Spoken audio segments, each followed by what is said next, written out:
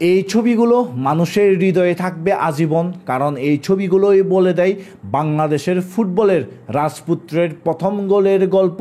এই ছবিগুলোই বলে দেয় বাংলাদেশের ফুটবলের উত্থানের গল্প।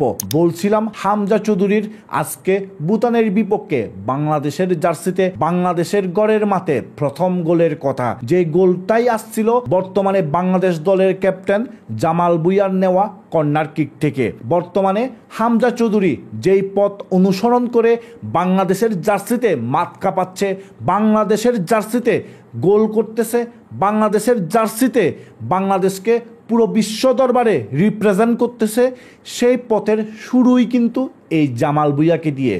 বর্তমানে বাংলাদেশের ফুটবলের যে নবজাগরণ, সেই নবজাগরণের আরেক ধাপ এগিয়ে গেল বাংলাদেশের ফুটবল। আজকে বাংলাদেশ ভার্সেস ভুটানের বিপক্ষে বাংলাদেশের টিমের পারফরমেন্সের মাধ্যমে আমরা বেশি দূর আগে যাব না, মাত্র গত বছরের সেপ্টেম্বর মাসেই কিন্তু ভুটানের বিপক্ষে আমরা দুইটা ফ্রেন্ডলি ম্যাচ খেলছিলাম। ওইখানে বাংলাদেশের পারফরমেন্স যেরকম ছিল, আজকে বাংলাদেশের পারফরমেন্স যেরকম ছিল, তার মধ্যে ডিফারেন্স হচ্ছে আকাশ আর পাতাল। আজকে আমরা ভুটানের বিপক্ষে যে পারফরমেন্স ডেলিভার করছি সেটাকে বলে ভালো ফুটবল। আর আমরা মাত্র কয়েকদিন আগে 2024 সালের সেপ্টেম্বরে ভুটানের বিপক্ষে যে পারফরমেন্স ডেলিভার করছিলাম সেটাকে বলে আজে বাজে ফুটবল বা এলোমেলো ফুটবল। আমরা গত বছর সেপ্টেম্বরে ভুটানের এগেনস্টে আমাদের টিমের পারফরমেন্স এবং এই বছর জুনের ফার্স্ট উইকে ভুটানের বিপক্ষে আমাদের টিমের পারফরমেন্সের ডিফারেন্স হচ্ছে এটাই, আকাশ পাতাল তফাৎ। বোঝা যাচ্ছে আমাদের টিমের পারফরমেন্সের গ্রাফ আস্তে আস্তে উপরের দিকে উঠতেছে এবং আমাদের বাংলাদেশের ফুটবলের যে নবজাগরণ সৃষ্টি হয়েছে সেটা আজকের স্টেডিয়ামের পরিবেশ দেখলেই বোঝা যাচ্ছে, আজকের স্টেডিয়ামের গ্যালারি দেখলেই বোঝা যাচ্ছে। আর বাংলাদেশের ফুটবলের যে নবজাগরণ, ওই নবজাগরণটাকে আমরা আরও কয়েক ধাপ এগিয়ে নিয়ে যেতে পারবো যখন আমরা 10 তারিখ সিঙ্গাপুরের বিপক্ষে এএফসি এশিয়ান কাপ কোয়ালিফায়ার্সে ভালো কিছু করতে পারবো। এই এএফসি এশিয়ান কাপ কোয়ালিফায়ার্সে সিঙ্গাপুরের বিপক্ষে জিতে আমরা পরিপূর্ণ 3 পয়েন্ট নিতে পারবো। আমরা এই বাংলাদেশের ফুটবলের নবজাগরণটাকে আরও কয়েক ধাপ সামনের দিকে এগিয়ে নিয়ে যেতে পারবো। আর এখন আসি একটু বাংলাদেশ ভার্সেস ভুটান ম্যাচের কথাই। বাংলায় একটা কথা আছে, রাজপথ কখনো বেইমানি করে না। সেটাই আজকে প্রুভ করে দেখাইছে মাঠের মধ্যে ফাহমিদুল ইসলাম। আমি বলতেছি না ফাহমিদুল ইসলাম অনেক বেশি ভালো করে ফেলছে, ইন্ডিয়ার এগেনস্টে হামজার যে পারফরমেন্স ছিল ওই রকম পারফরমেন্স করে ফেলছে বা এর থেকেও বেশি ভালো পারফরমেন্স করছে, সেটা আমি মোটেও বলতেছি না। ফাহমিদুল আজকে কিছু ভুল করছে, কিন্তু ফাহমিদুল আজকে ম্যাচের মধ্যে যে ইম্প্যাক্ট রাখছে, ম্যাচের মধ্যে ও নিজেকে যেভাবে শো করছে, ওর যে ট্যালেন্টগুলো আমরা দেখছি, এক কথায় ফ্যান্টাস্টিক। ও ইউরোপের ফুটবলে বড় হয়েছে, ইউরোপের ফুটবল খেলে অভ্যস্ত, ইউরোপের পরিবেশে বড় হয়েছে। সেখান থেকে একটা প্লেয়ার মাত্র 18 বছর বয়সে বাংলাদেশের ফুটবলে খাপ খাওয়াই নেওয়া, তারপর হচ্ছে বাংলাদেশের পরিবেশের সাথে মানায় নেওয়া। এরপরে অভিষেক ম্যাচ, আজকে এই অভিষেক ম্যাচের আগে ওর উপর কীরকম চাপ ছিল দেখেন, রীতিমতো বাংলাদেশের ফ্যানরা আন্দোলন করছে, এটাও কিন্তু এক প্রকার চাপ। ওর ভালো পারফরমেন্স করতেই হবে এরকম একটা চাপ ছিল ওর মধ্যে। সেই চাপ সামলাই নিয়ে আজকে ফাহমিদুল প্রমাণ করছে কেন বাংলাদেশের ফুটবল ফ্যানরা ওকে নিয়ে রাস্তায় আন্দোলন করছে, ওকে স্কোয়াডে দেখার জন্য, ওকে 11-এ দেখার জন্য রাস্তায় আন্দোলন করছে। এই জন্যই বাংলাদেশে বারবার বলা হয় রাজপথ কখনো বেইমানি করে না। ফাহমিদুলের নিজেকে আরও অনেক আপগ্রেড করতে হবে match by match, day by day. কিন্তু আজকে অভিষেক ম্যাচ হিসেবে যে রকম পারফরমেন্স করছে ফাহমিদুল, এক কথায় অসাধারণ। এবার আসি একটু টিমের বেলায়। আজকে বাংলাদেশের মোটামুটি সব জায়গায় ক্লিকগুলো করছে। যেমন আজকে কিন্তু আমাদের স্কোয়াডের বেশিরভাগ টিম মেম্বাররা খেলার চান্স পাইছে এবং নতুন 3 জন ফুটবলারের অভিষেক হয়ে গেছে। আজকে বহুল প্রতীক্ষার পরে আলামিন এবং তাজউদ্দিনের অভিষেক হয়ে গেছে, তার সাথে ফাহমিদুলের অভিষেকটাও হয়ে গেছে। এবং আমার মতে তাজউদ্দিন তো ফুল 90 মিনিট খেলছে এবং ফাহমিদুল যথেষ্ট পরিমাণ ম্যাচ টাইম পাইছে নিজেকে প্রুভ করার জন্য। যদিও বা আলামিন একটু কম ম্যাচ টাইম পাইছে, কিন্তু তারপরেও কিছু করার নাই। যতক্ষণ ম্যাচ টাইম পাইছে আলামিন নিজেকে ট্রাই করছে প্রুভ করার। জানি না হাবিয়ার ক্যাবরার বিশ্বাস বা আশ্বাস কতটুকু ও অর্জন করতে পারছে সেটা আমরা সিঙ্গাপুরের ম্যাচে দেখতে পাবো। আর যদি তাজউদ্দিনের কথা বলি, তাজউদ্দিন আজকে রাইট ব্যাক পজিশনে স্টার্ট করছে এবং রাইট ব্যাক পজিশনে তাজউদ্দিন আজকে ফুল 90 মিনিট খেলছে এবং এক কথায় খুবই ক্লিনিক্যাল পারফর্মার ছিল আজকে তাজউদ্দিন। যেরকম অফেন্সিভ হেল্প করছে টিমকে, সেরকম ডিফেন্সিভ ওয়াইজও টিমকে হেল্প করছে। ও যেরকম ওভারল্যাপ করতেছিল হামজার সাথে, যেরকম কম্বিনেশনে খেলতেছিল, ও রাইট সাইডে শাহ ওয়াজিম খিরমানির সাথে যে কম্বিনেশনটা করতেছিল, এক কথায় খুবই দুর্দান্ত। আর আজকে বাংলাদেশ টিমে নতুন একটা ফরমেশন দেখা গেছে, সেটা হচ্ছে 4-2-3-1 ফরমেশন। সেটা আমরা ইউজুয়ালি কিন্তু দেখি নাই বাংলাদেশ টিমে। আর আজকে আমি বলবো বাংলাদেশ টিমের বেস্ট বিষয়টা হচ্ছে বাংলাদেশ টিম আজকে অ্যাটাকিং খেলার চেষ্টা করছে এবং বাংলাদেশ টিম আজকে প্রচুর পরিমাণে অ্যাটাক করার চেষ্টা করছে এবং ওইটা সাকসেসফুলও বলবো আমি বাংলাদেশ টিমকে। বাংলাদেশ টিম যথেষ্ট পরিমাণ আজকে অ্যাটাক করছে, কিন্তু ওই যে আমাদের রক্তের মধ্যে যেটা মিশে আছে, আমরা ফিনিশিংটা ভালো করতে পারি না, আমরা ক্লিনিক্যাল না, ওইটাই আমরা আজকে আবারও মাঠের মধ্যে দেখতে পারছি।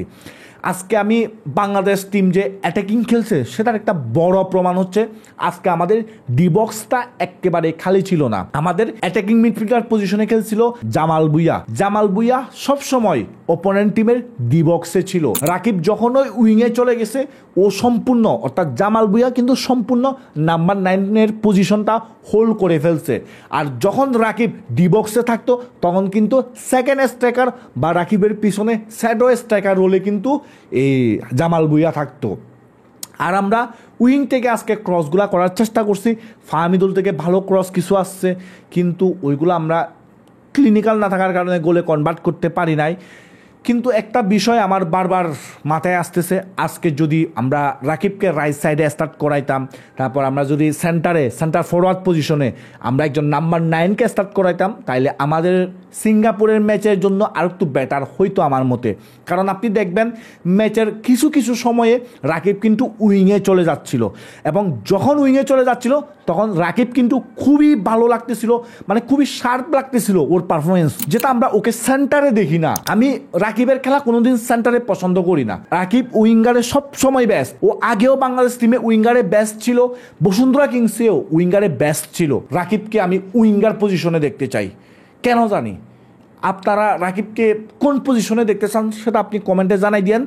আর আমি ডিফেন্স লাইনটাকে নিয়ে যদি একটু করে কথা বলি, আমাদের দুই centre back pair Topu Barman এবং তারিক কাজী। ডিফেন্সে অনেক বড় একটা পজিটিভ নিউজটা হচ্ছে তপু বর্মন ফর্মে ব্যাক করছে।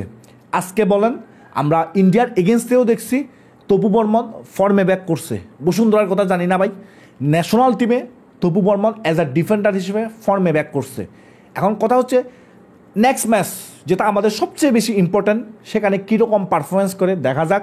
কিন্তু ইন্ডিয়ার এগেনস্টে বলেন, আজকে ভুটানের এগেনস্টে বলেন, রক সলিড ছিল তপু বর্মন। আর ডিফেন্সে এত বেশি আজকে পরীক্ষার সম্মুখীন হইতে হয় নাই। ডিফেন্ডাররা বা সেন্টার ব্যাকরা ইজিলি ভাবে আজকে বলগুলা প্রোগ্রেস করতে পারছে, ইজিলি ভাবে বলগুলা ডিস্ট্রিবিউট করতে পারছে, কারণ ভুটান কিন্তু প্রথম কয়েক মিনিট ছাড়া ম্যাচের মধ্যে ওই রকম প্রেস করে নাই। আর আজকে তারিক কাজীকে দেখা গেছে প্রচুর পরিমাণ বল সাপ্লাই দিতে। সাদউদ্দিন বরাবরের মতোই খারাপ ছিল। মিতুল আজকে ম্যাচে এত বেশি চ্যালেঞ্জের সম্মুখীন হয় নাই, বাট কয়েকটা ভালো সেভ করছে আমার মতে। আর আমি বলবো শাহ ওয়াজিম খিরমানির পারফরমেন্স আজকে আমার কাছে ভালো লাগছে। ওর যে ফাইনাল পাসগুলা ছিল বা ফাইনাল থার্ড যে পাসগুলা দিচ্ছিল, এক কথায় সলিড। এখন সিঙ্গাপুরের ম্যাচে শাহ ওয়াজিম খিরমানি থাকবে নাকি থাকবে না সেটা তো আমাদের টাকলা বসের উপর নির্ভর করতেছে। আমি চাইবো শাহ ওয়াজিম খিরমানি খেলুক সিঙ্গাপুরের এগেনস্টে, কারণ ও আজকে নিজেকে প্রুভ করছে, ও লিগে প্রুভ করছে নিজেকে। এই কারণেই মূলত আমি শাহ ওয়াজিম খিরমানিকে পার্সোনালি দেখতে চাই বাংলাদেশের ম্যাচ টাইম পাইতে। আর আজকে জামাল ভুঁইয়াকে নিয়ে একটু আমি হতাশ। জামাল ভুঁইয়া যদি একটু ক্লিনিক্যাল থাকতে পারতো, বা জামাল ভুঁইয়ার অ্যাটাকিং মিডফিল্ডার পজিশনে সাপ হয়ে যে আসছিল এই যে মোরসালিন, ও যদি আর একটু ক্লিনিক্যাল থাকতে পারতো তাইলে আমাদের জন্য আর একটু বেটার হইতো। যেমন আপনি বলতে পারেন জামাল ভুঁইয়া বলেন বা মোরসালিন বলেন, ওনারা কিন্তু ভালোই চান্স পাইছিল, বাট ওইগুলা কাজে লাগাইতে পারে নাই। আবার আপনি যদি বলতে পারেন অ্যাটাকিং ওয়াইজ বা অ্যাটাকিং থ্রেট তৈরি করার জন্য কিন্তু দুইজন খুব ভালো কাজ করছে আজকে। ওনারা সব সময় ওপোনেন্ট টিমের ডি বক্সে ছিল, তো ওইটা একটা অ্যাটাকিং থ্রেট তৈরি হয় ওপোনেন্ট টিমের জন্য। এই কাজটা জামাল ভুঁইয়া বলেন মোরসালিন বলেন খুবই ভালো করছে। বাট ওই যে অ্যাটাকিং মিডফিল্ডার, কিন্তু ওনারা একটু যদি ক্লিনিক্যাল থাকতো তাইলে আমরা গোল আরও বেশি পেতে পারতাম। যেমন আপনি যদি দেখেন সোহেল রানা যে গোলটা করছে, খুবই ফ্যান্টাস্টিক গোল। এটা ইন্ডিভিজুয়াল ব্রিলিয়ান্স সম্পূর্ণ, এখানে টিমের ওই রকম এফর্ট নাই বলতে গেলে, মূল হচ্ছে যে ইন্ডিভিজুয়াল ব্রিলিয়ান্স।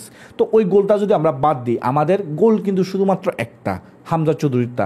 তো এমনও হইতে পারে আজকে আমরা ভুটানের এগেনস্টে যেরকম অ্যাট্যাক করছি বা যেরকম আমরা বল নিজেদের পায়ে রাখতে পারছি, সেরকম আমরা সিঙ্গাপুরের এগেনস্টে রাখতে পারবো না, হইতে পারে। কারণ ভুটান থেকে ফার বেটার টিম হচ্ছে সিঙ্গাপুর। তখন আমাদের কি হবে, আমরা ম্যাচের মধ্যে যে একটা দুইটা চান্স ক্রিয়েট করব, ওইগুলাই তখন আমাদেরকে গোলে কনভার্ট করতে হবে। তো আমরা যদি ক্লিনিক্যাল থাকতে না পারি, ওইগুলো আমরা কোনোদিন গোলে কনভার্ট করতে পারবো না।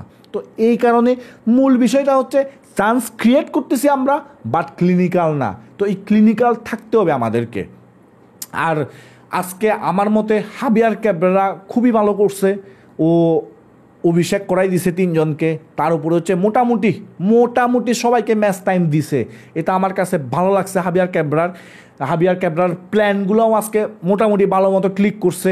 এখন অপেক্ষা শুধু একটাই, 10 তারিখ সিঙ্গাপুরের বিপক্ষে বাংলাদেশের প্লেয়ারদের পারফরমেন্স, তারপর হচ্ছে আমাদের যে কোচিং প্যানেল আছে, কোচিং প্যানেলের যে টেকনিকগুলো থাকবে, কোচিং প্যানেল যে স্টার্টিং 11 নামাবে, কোচিং প্যানেল যে সাবস্টিটিউটগুলো করবে, সব যেন একেবারে পারফেক্টভাবে ক্লিক করে যেন আমরা পরিপূর্ণ 3 পয়েন্ট নিয়ে সিঙ্গাপুরের এগেনস্টে ম্যাচটা শেষ করতে পারি, সেটা হচ্ছে এখন মূল বিষয়। আর আজকে ভুটান ম্যাচটা আসলে খুবই ভালো ছিল। এবং ভুটান ম্যাচে আমরা যেই গ্যালারি পরিপূর্ণ সমর্থক দেখছি, সেগুলা আসলেই as a Bangladeshi football fan হিসেবে খুবই ভালো লাগার বিষয়। কিন্তু এতক্ষণ যেই আমি ভালো লাগার বিষয় বললাম, এখানে একটা ভালো না লাগার বিষয়ও আছে।